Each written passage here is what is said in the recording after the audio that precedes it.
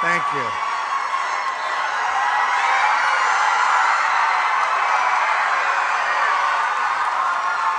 Thank you. Thank you very much. That is some enthusiastic crowd. Thank you. One of the most beautiful places on earth. Thank you very much. As you might have heard earlier today, the FBI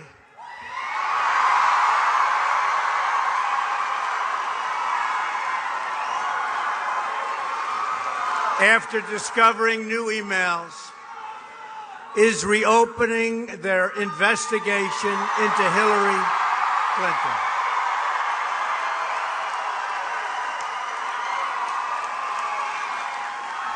I have great respect for the FBI for righting this wrong.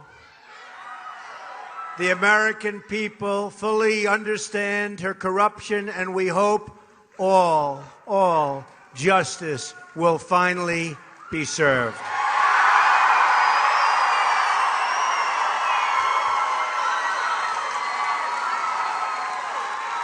This is the biggest political scandal since Watergate, and I'm sure that it will be properly handled from this point forward. Thank you.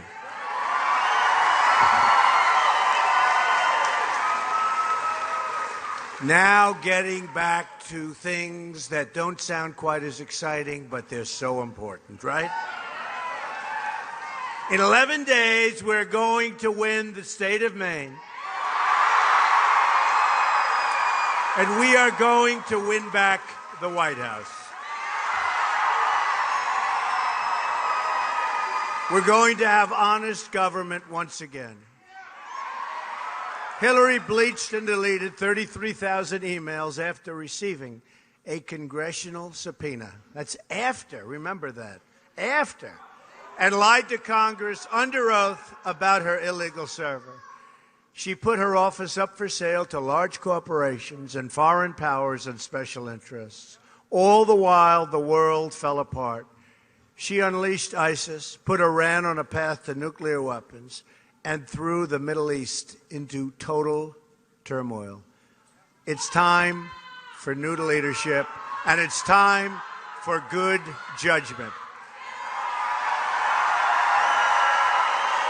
Time for good judgment. We will lower taxes, raise incomes, renegotiate our terrible trade deals, and unleash the power of American energy, including the production of shale, oil, natural gas, and clean coal. My reforms on taxes, regulation, trade, and American energy will create 25 million new jobs in a decade and achieve 4% growth, and you folks could use it. Is that right? We could use it up there.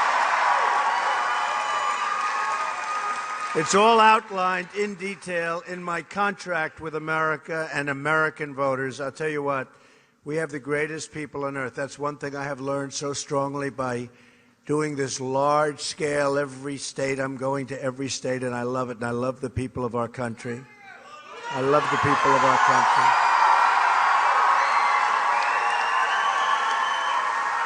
My 100-day pledge to make our government honest, our economy prosperous, and our country safe. Early voting is underway, so make sure you get out and vote. Who's voted? Oh. Everybody. Goodbye, folks. You've already voted. We don't have to speak anymore. You've all voted. Wow. That's great. That's great. That's really amazing. Real change begins with immediately repealing and replacing Obamacare.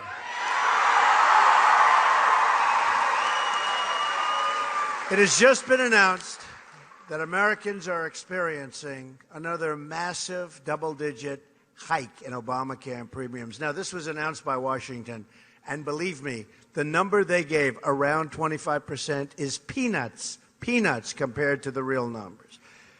In the great state of Arizona, a place I love, they are going to have a hike of 116%. Even Bill Clinton admitted Obamacare is the craziest thing in the world, where people wind up with premiums doubled what they ever thought, doubled, and their coverage is cut in half. In Minnesota, where the premium increase will be close to 60%, the Democratic governor has said the Affordable Care Act is no longer affordable.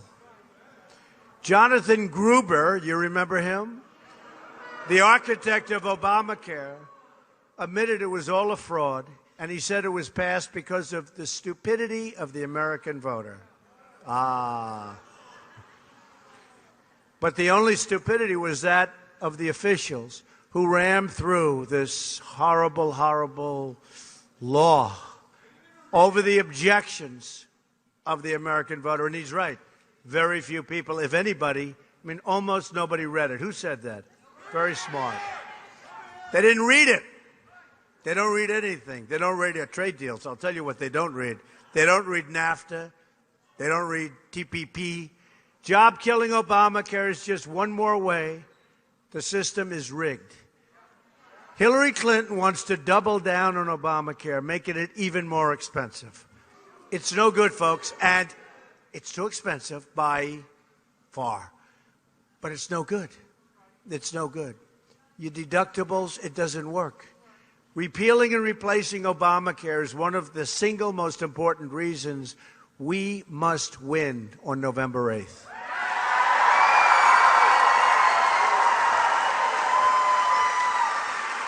Real change also means getting rid of the corruption in Washington. My contract with the American voter begins with a plan to take our government back from the donors and the special interests, and maybe these folks right back here, the corrupt media. The corrupt media.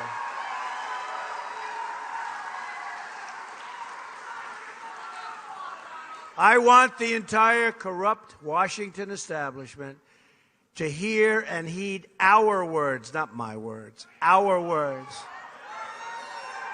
If we win on November 8th, we are going to win.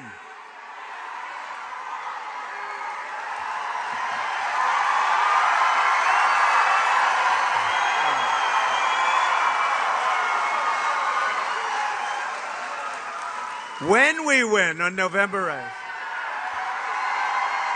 we are going to Washington, D.C., and we are going to drain the swamp.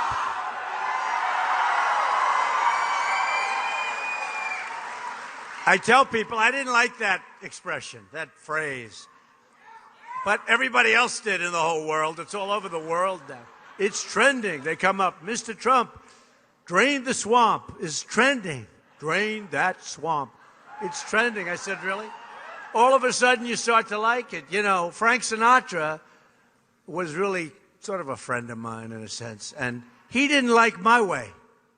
But he got to like it after singing it for about 2 times when it went to number 1. You know, so you never know. But it certainly is a proper description, isn't it? My ethics reform and the plan include the following: a constitutional amendment that imposes term limits on all members of Congress, a 5-year ban on White House and congressional officials becoming lobbyists, a complete ban on lobbyists raising money for American elections.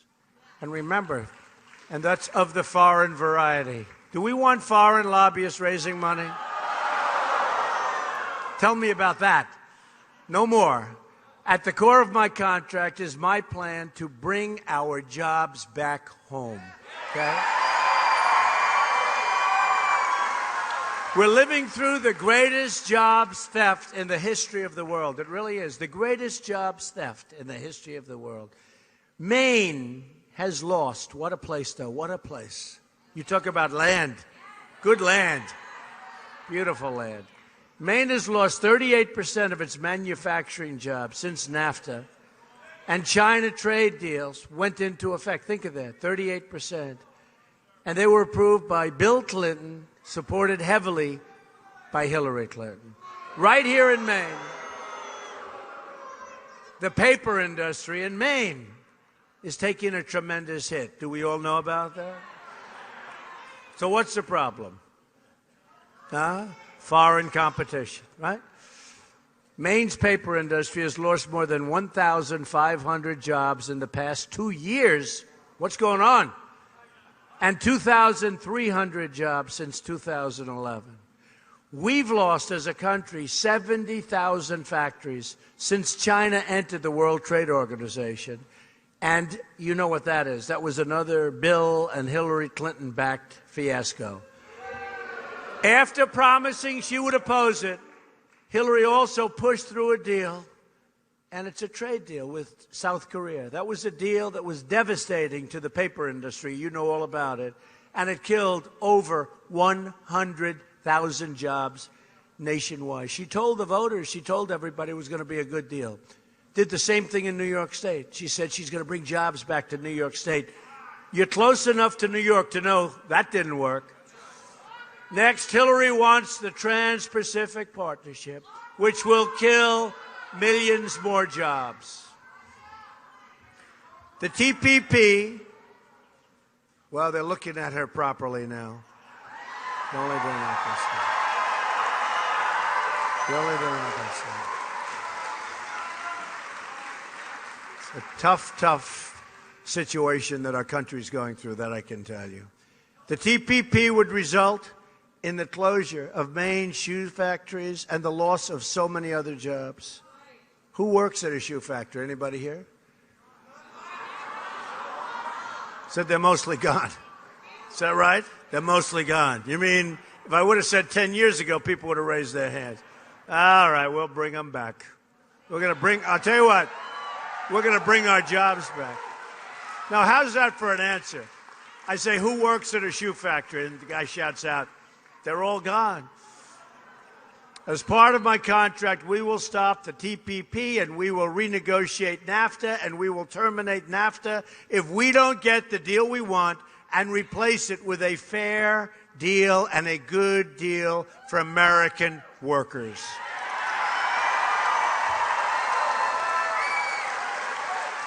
Also, at the center of our jobs plan is tax reform. You don't mind having lower taxes, do you, anybody? My contract calls for lowering taxes on our businesses from 35% down to 15%. We're the highest taxed nation in the world. And that's one of the reasons, a prime reason, why our companies are all leaving. One of the highest taxed nations in the world, just about the highest, and we're going to be one of the lower taxed. Not the lowest, but close. It cuts taxes for the middle-class families by 35%. We will become a rich nation again. So important. I tell the story. This wonderful woman came up to me after a speech, said, I love you, Mr. Trump. I love your speeches. I think everything is great. But could you please stop saying we're going to be a rich nation again? It sounds so crass. And I said, you know what? We have no choice. We've got to be. We owe right now. How many trillion do we owe? I just want, that's exactly right. And how much has it been increased since Obama became president? Right? It doubled. It doubled. In 8 years, less than 8 years, it doubled. And I said, I'm sorry, but to do what we have to do, which is to build up our military, to take care of our vets, to take care of your Social Security without cuts, to do the things we have to do. I'm sorry, ma'am, we have to become a rich nation again. And she said, well, I understand. It just doesn't sound good. And that's the old story, politically correct. Forget about politically correct, okay? But to be a rich nation again, we must also be a safe nation. Hillary Clinton unleashed ISIS onto the world, and it spread all over America. There are now 1,000 open ISIS investigations going on as we speak in the United States. We have seen, she doesn't like her too much. A lot of people agree with you. We have seen attacks in San Bernardino, California, at the Pulse nightclub in Orlando, all over. I mean, the World Trade Center we've seen, too. We've seen attacks in Paris. We've seen attacks in Nice. We've seen attacks in Germany. We're seeing attacks all over the world. And we don't want to be the stupid people. And we've had it. We lose our jobs. We allow people to come into our country. We know nothing about what their thought process is, where they come from, what they want to do.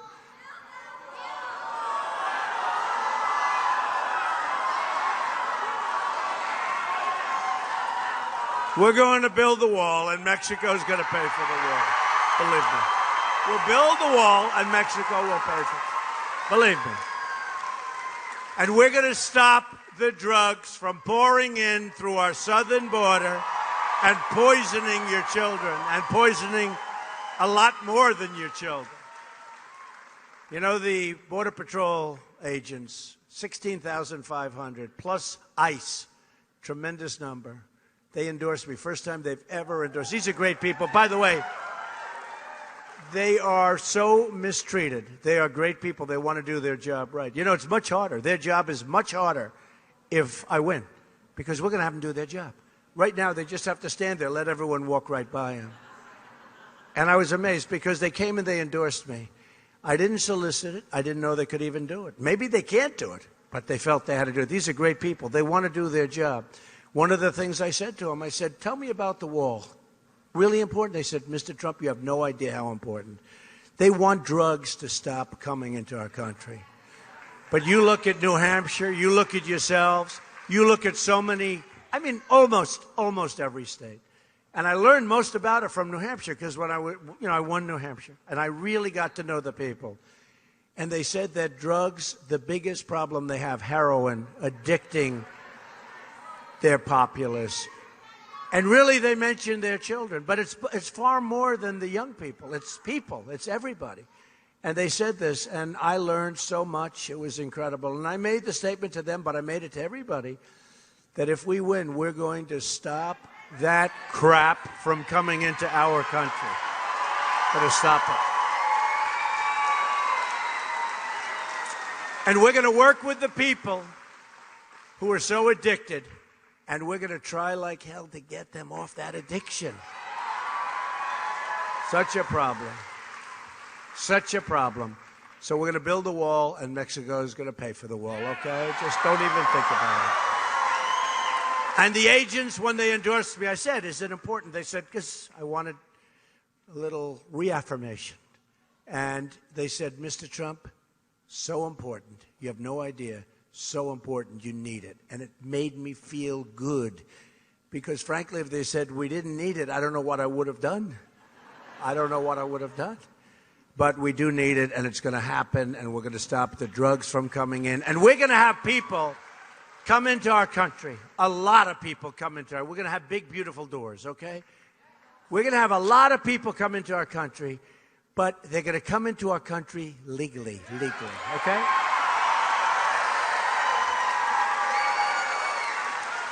Hillary wants massive immigration from the most dangerous regions of the world where ISIS operates, including, she wants, a 550% increase in Syrian refugees over and above the thousands and thousands that are already coming into our country. We don't want ISIS in our country. ISIS is coming in through, and she knows this. She made a statement. You know, she made a statement that ISIS is coming in through the refugees. She knows it. The Hillary refugee plan would leave us with generations of terrorism, radicalism, and extremism inside of our shores. And there's no question about that. Take a look at what's happening in Germany. Take a look at what's happening to some of these countries. It's a whole different place. I have a friend who used to go to Paris. Love Paris. I said to him recently, how was Paris this summer? He said, we don't go to Paris. I said, Paris is no longer Paris, which is obviously true.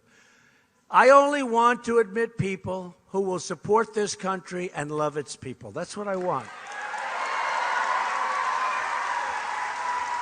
Keeping our families safe is the highest obligation of the President of the United States. A Trump administration is going to suspend immigration from terror-prone regions and will suspend the Syrian refugee program. We have no choice.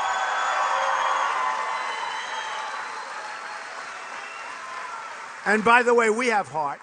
You have heart. I have heart. Big heart. But we're going to build safe havens, and we're going to have the Gulf states plenty of money. So much money they have, and they haven't done their job. They're going to pay for it. We're not going to pay for it. We owe $2 trillion. We have $20 trillion. We're not doing it, okay? We're not doing it. We're going to have beautiful safe havens. They're going to pay for it. We want to take care of the people, but we can't have people that we know nothing about coming into our country. I talk and I tell the story of the great Trojan horse. We're not going to be a modern-day Trojan horse, that I can tell you.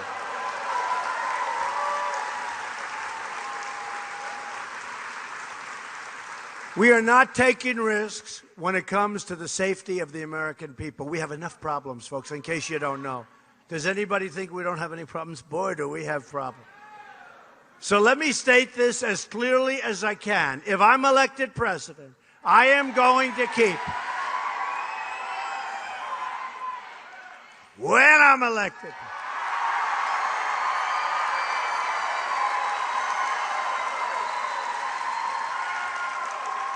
When. I am going to keep radical Islamic terrorists the hell out of our country.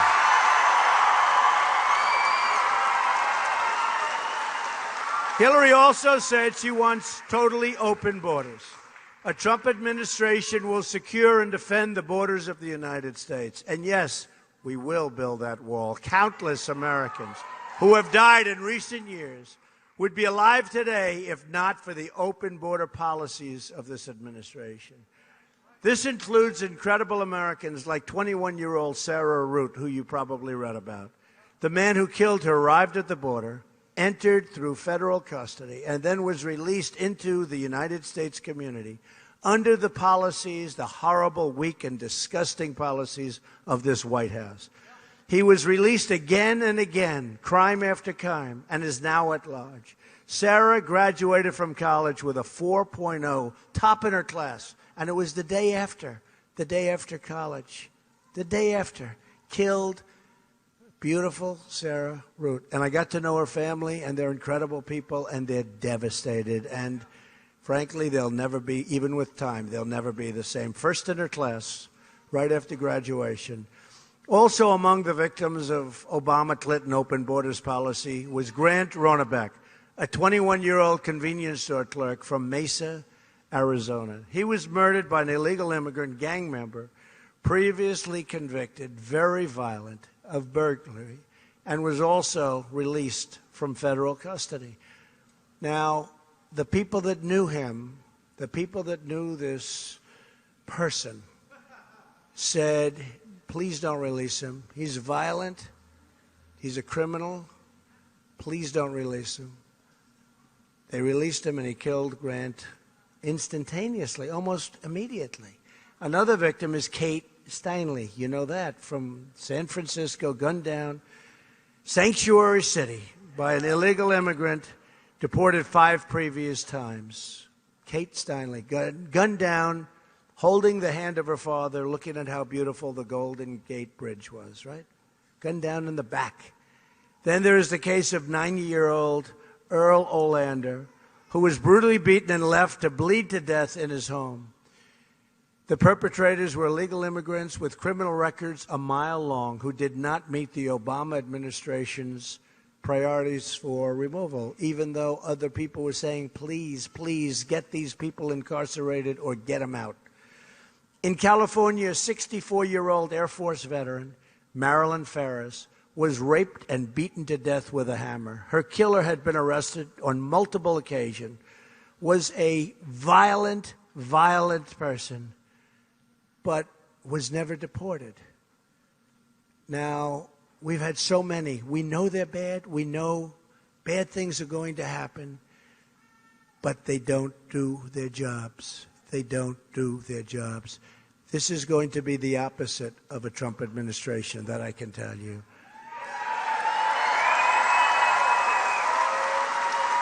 This crime wave will end when I'm president.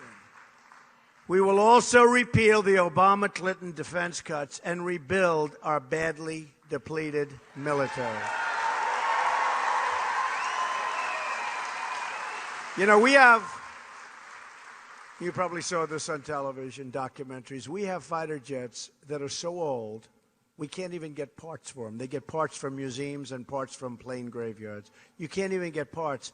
And our great young people are flying these jets. They're so old. And, I mean, the enemy has better planes than we do. And in many cases, they got them from us. It's all going to change. That includes rebuilding our badly depleted Navy, which is now the smallest it has been since World War I. My plan builds the 350 ship Navy we need, and everybody is requesting. And that means a lot more work for you. I'm sure you've never heard of this place, Bath Iron Works here in Maryland. Right?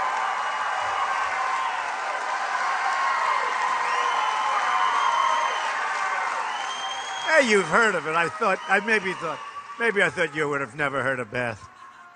The rebuilding of our military will be a nationwide effort from Bath Iron Works of Portsmouth and Norfolk Naval Shipyards to Wright-Patterson Air Force Base and all around the country. All around the country. We're building here, folks, just in case you had any questions. We also need a new foreign policy that puts America first, a term you haven't even heard until I came along. Hillary wants to start a shooting war in Syria in conflict with a nuclear-armed Russia, which could lead very much to World War III. That's wonderful. Wonderful. She wants to get into World War III over Syria. Great. To all Americans, I say, it is now time for new leadership.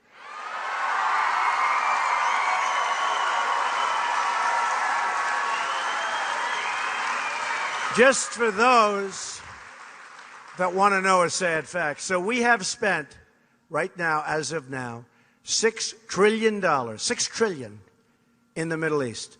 We could have rebuilt our country twice. And the Middle East right now is in far worse shape than it was 15 years ago when we started this monster. We unleashed this monster. So think of it, $6 trillion we've spent. And forget that, the deaths. So we've gotten death, we've gotten debt, we've gotten tremendous amounts of money spent. And what do we have? We have a place that's 100 times worse than it was 15 years ago. And now it's a mess. And by the way, we have no choice. We will stop ISIS so strongly, so quickly.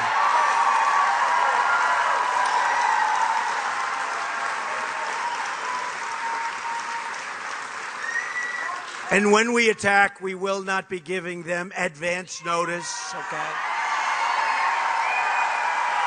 You see what's going on. You see what's going on. Advance notice.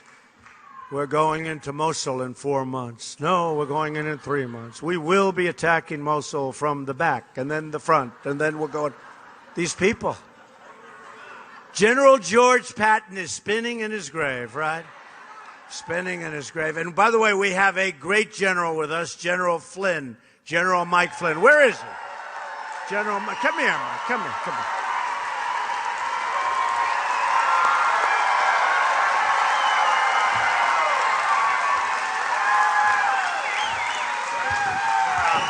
Wow, wow, wow, wow, wow, wow. Woo! USA, baby. USA.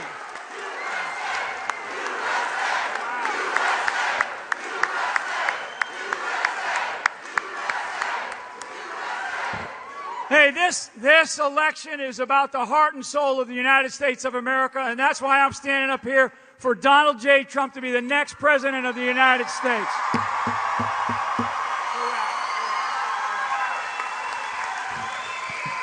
Oh, he's good.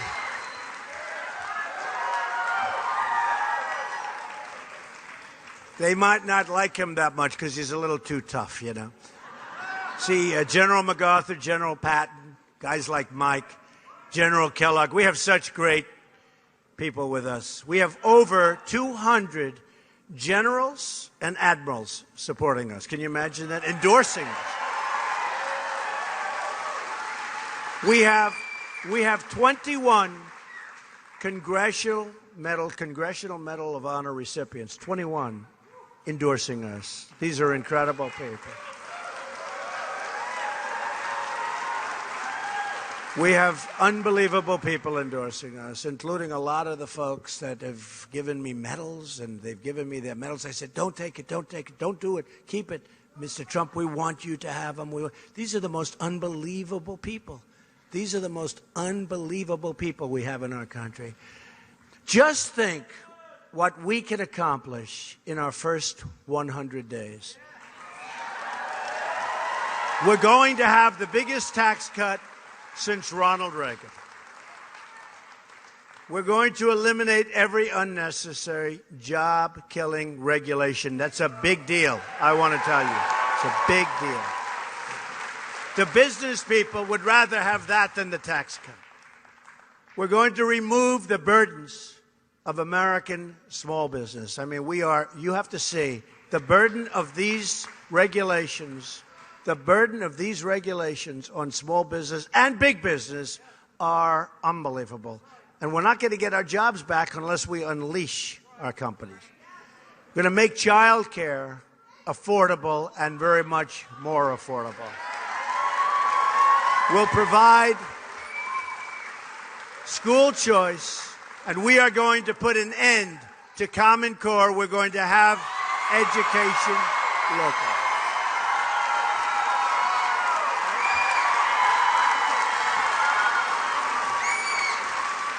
We're going to rebuild our military. We have the greatest people in the world in our military, very depleted. We are going to take care of our great veterans. They have been treated horribly. We will reduce surging crime and support the men and women of law enforcement. I don't know if you know, and you've been hearing it, but you've been hearing it only from me because they won't tell you. The murder rate in the United States is the highest it's been in 45 years. Nobody hears that. They don't tell you that. They'll never tell you that. We're going to save our Second Amendment, which is under siege, like you wouldn't believe. And we're going to appoint, so importantly, justices to the United States Supreme Court who will uphold and defend the Constitution of the United States. It's very important. Americans are tired of being told by politicians that they have to defer their dreams to another day. But really, you and I know that means another decade and many decades, in fact, if we keep going along like we are right now. It's like our politics are caught in a great time warp.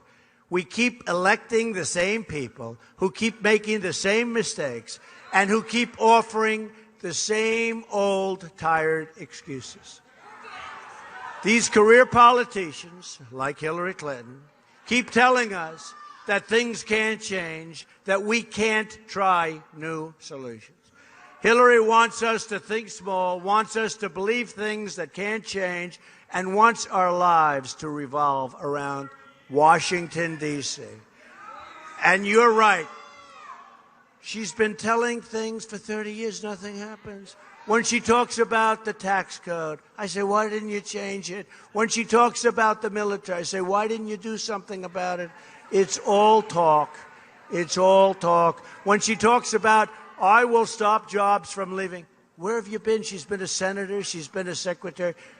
It's all talk. And take a look at her record as a senator, and take a look at her record as Secretary of State. It's a disaster. I'm asking you to dream big. to push for bold change, and to believe in a movement powered by the people and by their love for this country. That's this movement. I have a message for all doubters in Washington. The future belongs to the dreamers, not the cynics and the critics. We are fighting for every citizen who believes that government should serve the people, not the donors and not the special interests. And by the way, just in case you didn't know this, I did very well on the other side. I knew the other side very well. I also love this country, and I saw that this country truly was headed in the wrong direction and may be irretrievable.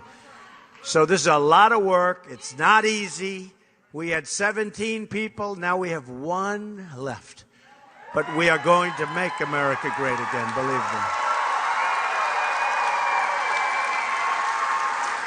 We're fighting to bring all Americans together. It's a divided country. We're going to bring them together.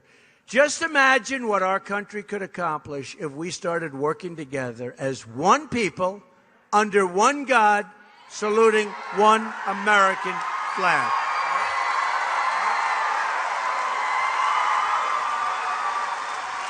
Once again, we will have a government of, by, and for the people. Together, we will make America wealthy again. Get out and vote November 8th.